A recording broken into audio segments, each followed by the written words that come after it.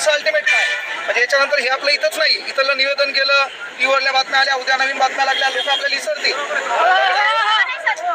दगडावर कंटिन्यू घाव आला असतो, कोणत्या गावानं दगड फुटतो सांगता येत नाही. आपलं काम आहे टू बी कंटिन्यू.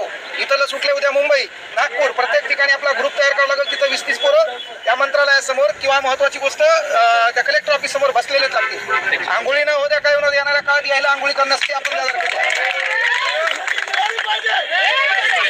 संधी नाही, तो हक्क आहे आपला, तो मिळणार.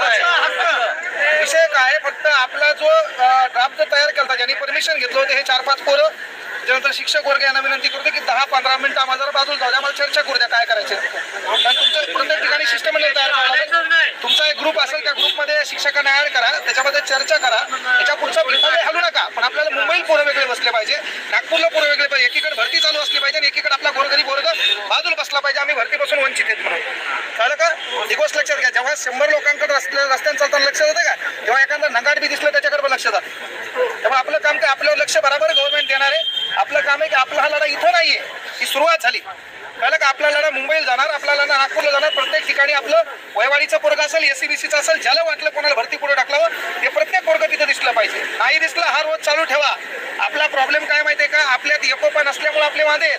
नाहीतर महाराष्ट्रातल्या एका पोरांचा डायलॉग मला असं, उद्या आम्ही भरती जाणार नाही, गव्हर्नमेंटने काय खंड केले असते का, कुठून भरती घेतली असती.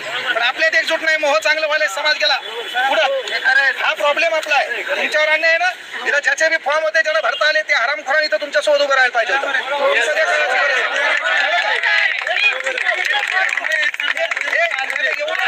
अरे हा पुणे जाम करता आला असता आपल्याला.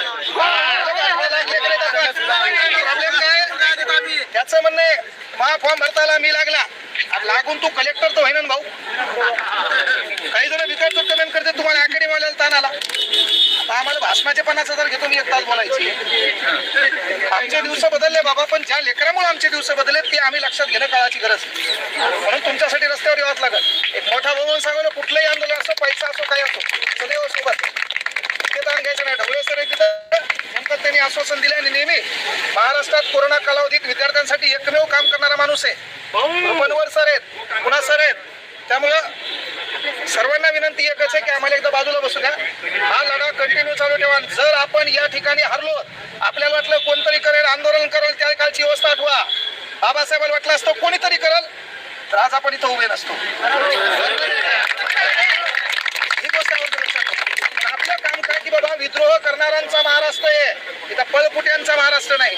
जेव्हा व्यवस्था आहे छातीसारखी ढाल करावं लागेल, हातात छत्रपती तलवार घ्यायची वेळ असेल, हातात लेखणी घ्यावं लागेल, पण विचार मांडावेच लागतील.